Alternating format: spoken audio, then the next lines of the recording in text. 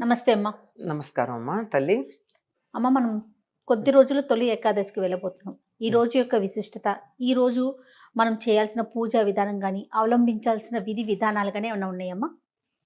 ఉన్నాయమ్మా. అసలు అది చాలా ప్రధానమైనటువంటి ఆహ్, రోజుగా సాధనా మార్గంలో ఉండే వాళ్ళకి చెప్తారమ్మా. హుహుహు. తొలి ఏకాదశి అంటంలోనే దాన్నేమంటారు? తొలి అంటే మొదలు కదా! మొదటి. మొదట వచ్చేటటువంటి ఏకాదశి. అంటే ఇప్పటిదాకా రాలేదా? చైత్రమాసం నుంచి లెక్కబెడితే ఇది ఐదో ఏకాదశి అవుతోంది గదా! హ్మ్. 5 కాదు 7. ఏడో ఏకాదశి కదా! హ్మ్. దీన్ని మరి తొలి అని ఎందుకన్నాం? అంటే చాతుర్మాస్య దీక్ష మొదలుపెట్టేటటువంటిది ఈరోజు. హుహు. హుహు. మనకి ఉత్తరాయణము, దక్షిణాయనము అని చెప్పి 2 అయనాలున్నాయి. సూర్యుడు మనం ఇలా గనక చూసినట్టయితే భూమధ్య రేఖ మీద సరిగ్గా మధ్యలో ఉదయిస్తాడా? ఉదయించడు కదా! కొంచెం దక్షిణం వైపుకి గాని, కొంచెం ఉత్తరం వైపు. ఉత్తరం వైపుకి గాని తిరుగుంటాడు. దక్షిణం వైపు పూర్తిగా వచ్చి ఉత్తరం వైపు తిరిగేది ఆహ్, జనవరి 14 లేక 15 తారీఖులు. తర్వాత మళ్ళీ జూలైలోకి వచ్చేటప్పటికి 13 లేక 14 లేక 15 కొంచెం అటు ఇటుగా వస్తాయి. అప్పుడు ఉత్తరం వైపు నుంచి దక్షిణం వైపు అంటే పూర్తి ఉత్తరాన ఉంటాడు. ఇలా దక్షిణం వైపుకి ఆయన యొక్క దిశ మారుతూ ఉంటుంది సూర్యోదయ సమయంలో చూస్తే. అట్లా వచ్చేటటువంటి ఈ సమయంలో ఉత్తరాయణమేమో దేవతలకి పగల కింద, దక్షిణ. దక్షిణాయనమేమో రాత్రి కింద లెక్క పెట్టుకుంటూ ఉంటారు. హ్మ్. అది ప్రారంభం అవుతోంది గనక అది రాత్రి మొదలవుతుంటే ఆహ్, శ్రీ మహావిష్ణువు కాలస్వరూపుడైనటువంటి శ్రీ మహావిష్ణువు నిద్రకి ఉపక్రమించటం మొదలవుతుంది. మనకి ఒక సంవత్సరం గడిచేటప్పటికి దేవతలకు ఒక రోజు. ఒక్కరోజు. అందువల్ల దక్షిణాయనం రాత్రి అనుకుంటే ఆ రాత్రి ఆయన నిద్రించటానికి మొదలుపెట్టేటటువంటి రోజుగా చెప్తారు. అది దీనికి శయన ఏకాదశి అనే పేరు కూడా ఉంది. హుహు. అంటే నిద్రించటానికి మొదలుపెట్టినటువంటి రోజు. ఏం నిద్ర ఆయన పోయేటటువంటిది? యోగ నిద్ర. భగవంతుడు యోగ నిద్ర ముద్రాంకితుడై ఉంటాడు గనక ఆహ్, సన్యాసులు మొదలైనటువంటి వారందరూ కూడా ఈ 4 నెలలు ఎక్కడికి కదలకుండా ఒక్క చోట ఉంటారు. దీనికి చాతుర్మాస్య దీక్ష అని పేరు. అంటే 4 మాసాలు ఒక దీక్ష వహించి ఉంటారు. అంటే నిరంతరం తిరుగుతూ ఉండేటటువంటి వాళ్ళు ఒకే చోట ఉంటారు. మరి తిరగకుండా ఉండేవాళ్ళు కూడా కొంతమంది ఉంటారు కదా! వాళ్ళు కూడా దీనికో నియమం పాటిస్తారు చాతుర్మాస దీక్ష. గృహస్థులకు ఒక రకమైన దీక్ష ఉంటుంది. సన్యాసులకు ఒక రకమైన దీక్ష ఉంటుంది. బ్రహ్మచారులకు మరొక రకమైన దీక్ష ఉంటుంది. ఈ 4 నెలలు. ఈ 4 నెలలేమిటి? ఆషాఢమాసం గ్రీష్మ ఋతువుకు సంబంధించింది. అయినా వానలుంటాయి. ఆ తర్వాత శ్రావణం, భాద్రపదం, ఆశ్వయుజం. ఇవి ఈ ఇవి వానలు పడేటటువంటి రోజులు. ఆశ్వయుజానికి వచ్చేటప్పటికి వానలు తగ్గుతాయి. అయ్యాక కార్తీక మాసం అవును. ఆశ్వయుజం తర్వాత. కార్తీక శుద్ధ పౌర్ణమి దాన్ని ఉత్థాన ఏకాదశి అంటారు. అంటే యోగ నిద్రలో ఉన్నటువంటి శ్రీ మహావిష్ణువు లేవటం జరుగుతుంది. హుహు. అంటే మనకుండే 12 నెలలున్నాయి కదమ్మా! ఈ 12 నెలలు సంవత్సరంలో 12 నెలలు రోజుకుండే 24 గంటలు లాంటివి. హ్మ్. అంటే ఇప్పుడు ఎన్ని గంటలయింది? 4 నెలలు అంటే 4 పక్షాలు.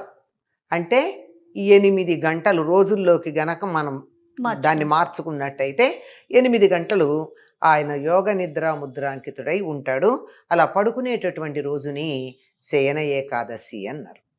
ఈ శయన ఏకాదశి స్వామి నిద్రిస్తాడు గనక అక్కడి నుంచి తీవ్రంగా ప్రకృతిని ఈ కనపడుతున్న ప్రపంచాన్ని మొత్తాన్ని భగవంతుడి యొక్క వ్యక్త రూపంగా భావించి ఆరాధించేటటువంటి సన్యాసులు వాళ్ళందరూను ఆయన నిద్రిస్తున్నప్పుడు ఆయనకి నిద్రాభంగం ఎందుకు కలిగించాలి?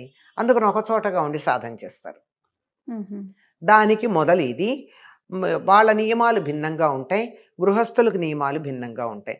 ఈ గృహస్థులు ఒక్కొక్క నెల ఒక్కొక్క పదార్థం తినరు. కొన్ని నెలల్లో కొన్ని పదార్థాలే తింటారు. ఇట్లా నియమబద్ధంగా ఈ 4 నెలలు గడుపుతారు. దీనికి మరొక కారణం కూడా ఏమిటంటే, ఇవి 4 నెలలు వర్షాలు కదా! అవును. వర్షాలయ్యాక అప్పుడే కొద్దిగా వర్షాలు వెలిసి మొదలవుతుంది. మ శరదృతువు. అందువల్ల ఈ సమయంలో తిరిగి ఇబ్బంది పడడం కన్నా, వానల్లో అక్కడ తిరిగి ఇక్కడ తిరిగి ఇబ్బంది పడడం కన్నా, ఇలా తిరుగుతూ వచ్చేటటువంటి అనారోగ్యాల పాలవడం కన్నా ఒక్క చోట గనక ఉన్నట్టయితే కొంత మంచిది ఒక రకంగా. ఇది మొదలు పెట్టడానికి ఈ లౌకికమైన అర్థం, ప్రతిదానికి ఒక లౌకికమైన అర్థం కూడా చెప్తారు మన వాళ్ళు. లౌకికంగా ఇలా అన్వయం చేసుకున్నా ప్రధానంగా ఉండేటటువంటిది ఏమిటంటే కాలస్వరూపుడైనటువంటి పరమాత్మ విశ్రాంతి తీసుకునేటటువంటి సమయం. అక్కడి నుంచి ఆ రోజు చేయవలసిన నియమం ఏమిటంటే ఏకాదశి గనక ఏకాదశికి హరివాసరము అనేటటువంటి పేరుంది. అంటే విష్ణువుకు చాలా ప్రీతిపాత్రమైనటువంటిది ఏకాదశి. ఆ రోజు గనక ఏకాదశి నాడు పాటించాల్సిన నియమాలు పాటిస్తారు. అందులోనూ ఈ తొలి ఏకాదశి నాడు ప్రత్యేకంగా చేసేది ఏమిటంటే మొక్కజొన్నలని వేయించి పిండి కొట్టి దాంట్లో బెల్లం కలుపుకొని దాన్ని మాత్రమే తింటారు. ఇంకో పదార్థం తినరు ఆ రోజు. ఏకాదశి నాడు చేసే ఉపవాసంలో ఉన్న నియమం ఏమిటంటే ఉప్పు కారాలు ఉండవు. ఉపవాసం చేసేవాళ్ళు ఉండలేకపోతే ఏదైనా కొంచెం ఆహారం తీసుకోవచ్చు. ఆ తీసుకునేటటువంటి ఆహారంలో ఉప్పు కారం ఉండదు. ఉండగలిగిన వాళ్ళు పాలు మాత్రమే, పండు మాత్రమే తీసుకుని ఉంటారు. లేనటువంటి వాళ్ళు చేసేది ఇది ఏమిటంటే పేలపిండి. మొక్కజొన్నల్ని మనం బయట దొరికే పాప్కార్న్ కాదు, ఇంట్లోనే మొక్కజొన్నలు వేయించి దాన్ని దంచి అందులో పంచదార కూడా కాదు, బెల్లం మాత్రమే కలిపి తయారు చేసి పేలపిండి అంటాం. అది ఆ పేలపిండి చేసుకుని దాన్ని తింటారు. ఇందులో మళ్ళీ ఇది విశేషం ఏమిటి పేలపిండి అంటే ఇప్పటిదాకా మొక్కజొన్నల్ని దాచుకున్నారు. పూర్వకాలం మనకి ఇక్కడ దొరికేటటువంటి ఆహారం వరి ఇప్పుడు బాగా పండుతోంది. ఒకప్పుడు కూడా పండింది, పండలేదని కాదు, కానీ దానికన్నా ఎక్కువగా మనకి జొన్న మొక్కజొన్న పండేవి. జొన్నలు వీలైనంత వరకు పశువులకి, మొక్కజొన్నలు మనుషులు తినడానికి ఉపయోగించుకునేవాళ్ళు. అంటే జొన్నలు తినరని కాదు, ప్రధానంగా అలా ఉన్నది సంవత్సరం అంతా తిని ఇక ఇవాళ వాటిని వేయించుకుని తినడం అయిన తర్వాత గింజలు నాటుతారు. ఇప్పుడు నాటితే ఎప్పటికి వచ్చేస్తాయి? భాద్రపద మాసంలో వినాయక చవితి నాటికి మొక్కజొన్న పొత్తులు వస్తాయి. ఇది ఈ తొలి ఏకాదశికి ఉండేటటువంటి ప్రత్యేకత. ఈ ఏకాదశి నాడు ఉపవాసం ఉండడం, ఉప్పు కారం లేని ఆహారం తినడం ఎందుకు అంటే ఏకాదశి నాడు మనిషికి ఉండేటటువంటి 11 ఇంద్రియాలు ఏకోన్ముఖంగా ఉంటాయి. మా 11 ఇంద్రియాలు అంటారేమిటి?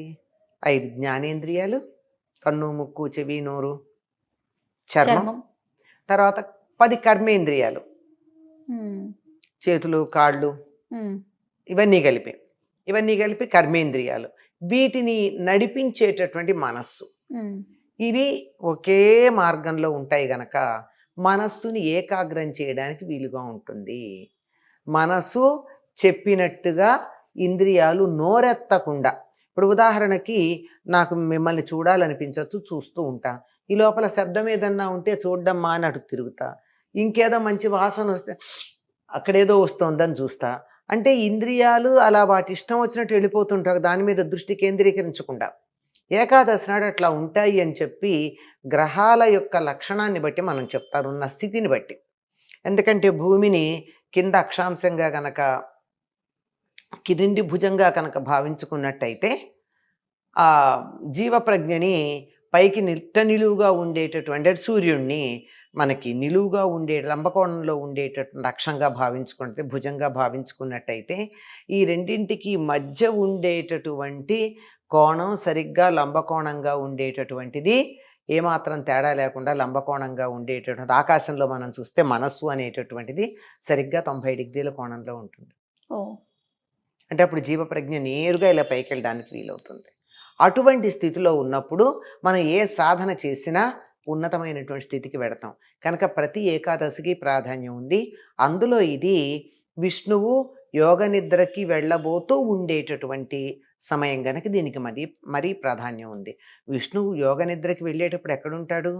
ఆదిశేషువు మీద శయనించి ఉంటాడు. ఆదిశేషువు చుట్టలు చుట్టుకుని పడుకున్నటువంటి పాము ఆకారం. ఇది విశ్వకుండలినికి సంకేతం.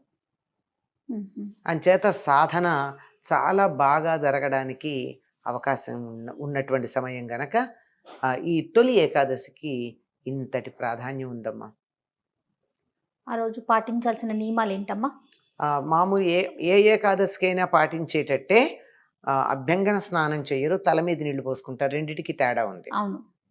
అలా తల మీద నీళ్లు పోసుకుని తల స్నానం చేసి ఉండగలిగినటువంటి వాళ్ళు ఉపవాసం ఉపవాసం ఉండి ఉండటం. రోజంతా విష్ణు ధ్యానంలో వీలైతే విష్ణు సహస్రనామం చదవడం మొదలైనటువంటివి చేస్తారు. పండరీపురంలో ఈనాడే స్వామివారికి ప్రత్యేకమైనటువంటి దర్శనం, పూజలు అవి ఉంటాయి.